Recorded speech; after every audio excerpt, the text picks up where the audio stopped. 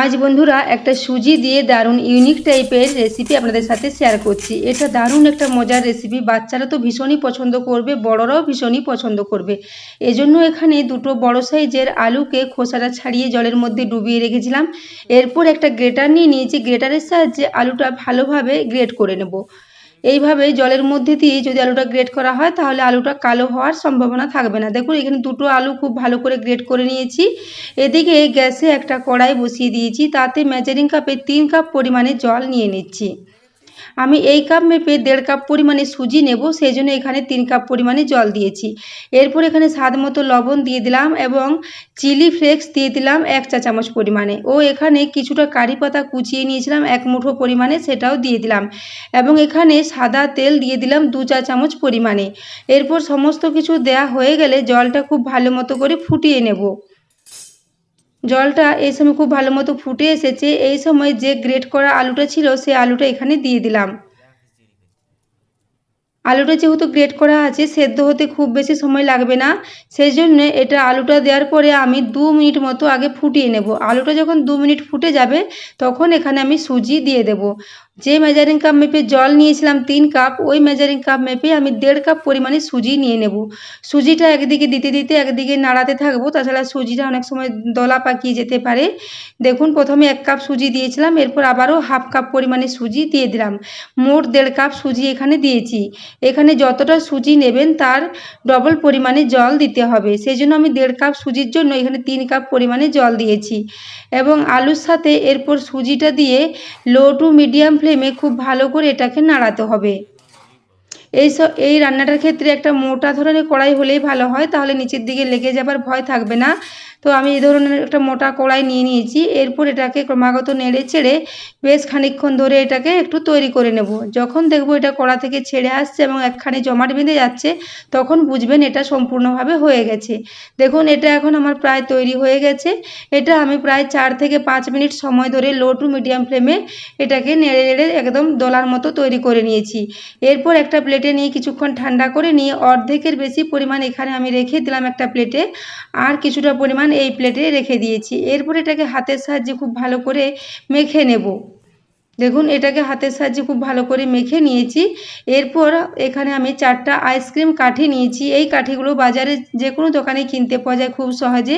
আমি এই সুজি দিয়ে এই স্টিকগুলো একটা রেসিপি তৈরি করব। এটা বাচ্চারা ভীষণই পছন্দ করবে, দারুণ হয়, মজার দেখতে হয়, সেজন্য বাচ্চা থেকে বড় সবাই ভীষণই পছন্দ করবে। এই ধরনের ললিপপ এর মতো করে এটাকে যদি তৈরি করা হয়, তা বাচ্চাদের স্কুলের টিফিনেও এটাকে দেওয়া যায় এবং বিকেলের নাস্তা বা সকালে ব্রেকফাস্টেও এটাকে তৈরি করে নেওয়া যায়। দেখুন এরপর কিছুটা পরিমাণ হাতের সাহায্যে নিয়ে এইভাবে একটু বাটির মতো লম্বা আকারে করে নিলাম। তারপর এই স্টিকটা মধ্যিখানে দিয়ে চারিপাশ থেকে এইভাবে মুড়ে দিতে হবে। প্রথমে এইভাবে মুড়ে নিয়ে হাতের সাহায্যে এইভাবে একটু গোল গোল করে এটাকে লম্বা মতন করে বানিয়ে নিলাম। দেখুন এখানে একটা আমি তৈরি করে নিয়েছি। এইভাবে আরও একটা আপনাদের আমি দেখিয়ে দিচ্ছি। প্রথমে কিছুটা নিয়ে নিলাম হাতে, তারপর সেটাকে একটু হাতের সাহায্যে ভালো করে মেখে নেব। হাতে ভালো করে আমি এখানে সাদা তেল মাখিয়ে নিয়েছি। হাতে তেল মাখিয়ে নিলে আর হাতে লেগে যাবার ভয় থাকবে না। দেখুন এভাবে মধ্যিখানটা আমি হাতে একটা আঙুলের সাহায্যে লম্বা লম্বা করে একটা গর্ত মতো করে নিয়েছি। এরপর মধ্যিখানে স্টিকটা দিয়ে দেব। তারপর এটাকে এইভাবে হাতের সাহায্যে লম্বা লম্বা করে তৈরি করে নেব। এখানে আমার মোট 4টা স্টিক ছিল, সেই জন্য আমি 4টা স্টিক তৈরি করেছি। এই ধরনের 4টা ললিপপ করে নিয়েছি। এরপর গ্যাসে একটা কড়াই বসিয়ে দিয়েছি, একটা ভারী কড়াই বসিয়েছি, তাতে আমি সাদা তেল নিয়ে নেব এখানে পরিমাণ মতো।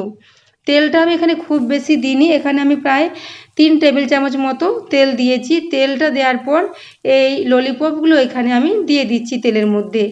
গ্যাসের ফ্লেমটা আমি প্রথমে হাইয়ে রেখে তেলটাকে খুব ভালো মতো গরম করে নিয়েছি। তারপর গ্যাসের ফ্লেমটা লো করে দিয়ে এগুলোকে দিয়ে দিয়েছি। তারপর এক পিঠ হয়ে গেলে আর এক পিঠ উল্টে দেব।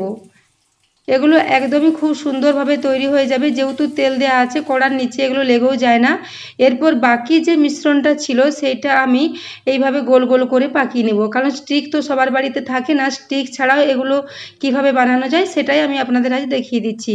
দেখুন কিছুটা পরিমাণে মণ্ড এইভাবে হাতে নিয়ে নিয়েছি, তারপর হাতের সাহায্যে প্রথমে গোল গোল করে এইভাবে একটু চ্যাপ্টা চ্যাপ্টা করে নেব।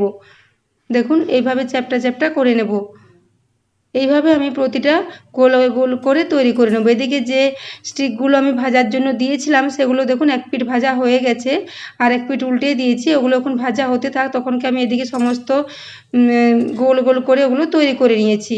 দেখুন এগুলো এখন প্রায় অনেকটাই লাল লাল করে ভাজা হয়ে গেছে।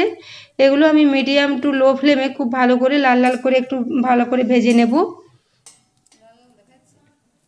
দেখুন এগুলো উপর থেকে খুবই মুচমুচে হবে এবং ভেতরটা ভীষণই নরম থাকবে। দেখুন এরপর এগুলো লাল লাল করে ভাজা হয়ে গেছে। এরপর এগুলো একটা প্লেটে আমি তুলে নিচ্ছি। এই রেসিপিটা বন্ধুরা খেতে দুর্দান্ত হয়। এরপর বাকি যেগুলো আমি গোল গোল করে তৈরি করেছিলাম সেগুলো ওই একই তেলে আমি ভেজে নেব। এখানে আমি আর তেল অ্যাড করিনি, যে তেলটা ছিল ওই তেলে আমার পুরো রেসিপিটাই তৈরি হয়ে গিয়েছিল। দেখুন এইভাবে চারটা চারটা করে দিয়ে আমি বাকিগুলো সমস্ত উল্টে পাল্টে লাল লাল করে ভেজে নেব। তো বন্ধুরা আজকে এই ললিপপের রেসিপিটা যদি আপনাদের ভালো লাগে তাহলে চ্যানেলটি অবশ্যই সাবস্ক্রাইব করে আমার পাশে থাকবেন, এবং রেসিপি যদি ভালো লাগে অবশ্যই বন্ধুদের সাথে একটু শেয়ারও করে দেবেন। দেখুন এরপর পরেরগুলো আমি এভাবে লাল লাল করে একইভাবে মুচমুচে করে ভেজে নিয়েছি। তারপর এগুলো ওই একই পাত্রে তুলে সার্ভ করে দেব। এইভাবে আমি সমস্তগুলোই ভেজে নেব। এরপর এগুলো আমি দেখিয়ে দিচ্ছি কতটা মুচমুচে এবং খাস্তা হয়েছে। সসের সাথে একটা ছবি তুলে দে। এরপর আমি কিছুটা টমেটো সসের সাথে এটাকে সার্ভ করে দিয়েছি। দেখুন এটাকে আমি দেখিয়ে দিচ্ছি কতটা খাস্তা হয়েছে। উপরটা দারুণ খাস্তা হয়েছে এবং ভেতরটা খুবই নরম হয়েছে। দেখুন এইভাবে আমি একটা কেটে দেখিয়ে দিচ্ছি, ভেতরটা দারুণ নরম হয়েছে এবং খেতে এগুলো অসাধারণ স্বাদ হয়। এইভাবে টমেটো সস বা যে কোনো চাটনির সাথে আপনারা এটাকে সার্ভ করতে পারেন, এগুলো খেতে অসাধারণ হয়। তো বন্ধুরা আমার এই আজকের রেসিপিটা যদি ভালো লাগে তাহলে অবশ্যই একটা লাইক করে দেবেন, এবং রেসিপিটা আপনাদের ভালো লেগেছে কিনা অবশ্যই কমেন্ট করে জানাবেন। ভিডিওটি এতক্ষণ পর্যন্ত দেখার জন্য আপনাদের অশেষ ধন্যবাদ। দেখা হচ্ছে পরের কোনো ভিডিওতে।